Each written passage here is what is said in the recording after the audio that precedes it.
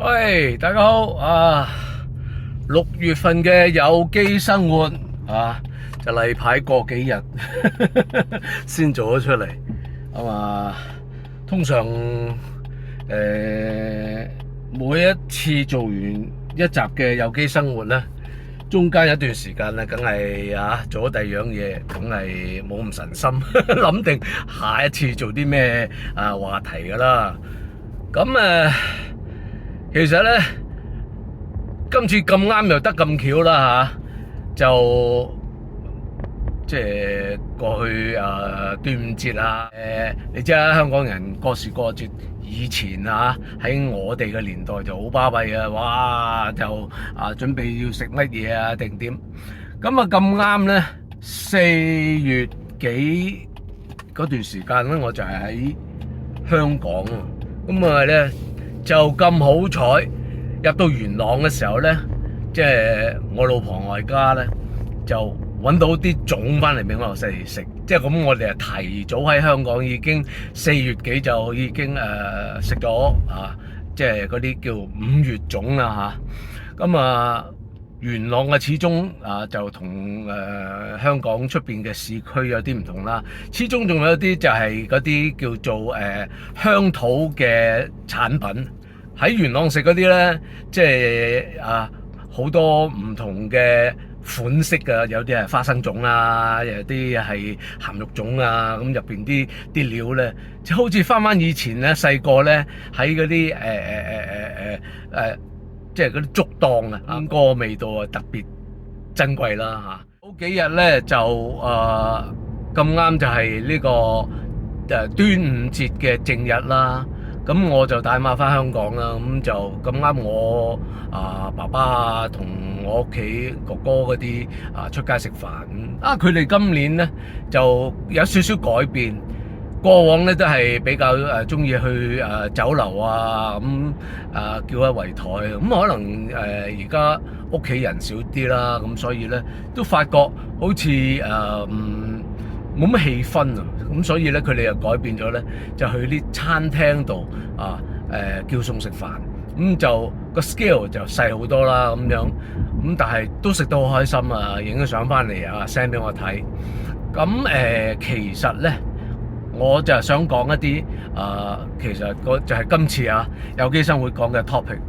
就係最近咧呢年幾嘅時間咧，不斷香港咧就講話有所謂嘅兩餸飯嗰啲咁嘅出現。咁其實呢樣嘢咧係一個時代嘅副產品嚟嘅，即係當一個時代改變，咁咧就出現一啲新嘅東西出嚟，就適應個時代。咁無可厚非啦，人梗係要適應噶啦，係咪先？唔通一成不變咩？咁等於喺80年代80幾年有一段時間香港經濟好差嘅。我好記得咧嗰陣時咧，我就搬咗入沙田住。咁嗰陣時咧，突然間咧沙田啲酒家咧就興起做一啲咧就叫乳鴿餐嘅。嗰陣時咧，好似我仲記得係99蚊。係食成台成圍咁樣嘅好多餸食嘅咁99蚊喺嗰陣時嚟講到一般啦。咁而家梗係聽哇叫個餸都唔得啦，係嘛？咁久而久之有一段時間又發覺好似唔知03年好似沙士嘅時候咧，曾幾何時我記得開始就有啲叫下午茶啦，7個9人錢點心即係總之就係款都係7個9啦又或者係13蚊下午茶餐叫咩河粉湯粉仲有呢個多士咖啡咁樣一 set 嘅。咁即係其實咧每段時間都會有啲咁出現，但係過咗一段時間咧就慢慢又式微翻嘅。咁所以咧，其實我睇今次咧，因為好多人咧，即係對兩餸飯嗰個態度咧，就覺得哎呀慘啦，點樣，即係我就唔係想講個環境點樣，而係我覺得咧應該可以將呢樣嘢咧睇成唔好太過負面咯唔知㗎，可能係係可能又係一段時間過咗，又係慢慢飛歐咗，又有第二啲嘢新嘅出現。好多嘢咧，只不過就係我哋未諗到啫，又或者未行到嗰步。等於有成日都聽到啦嚇，電影行業啲人講，哎呀，香港電影真係啲人揸車可以咁攔腰咁出嚟，全部停晒喺度俾佢過。咁咧，即係等於電影，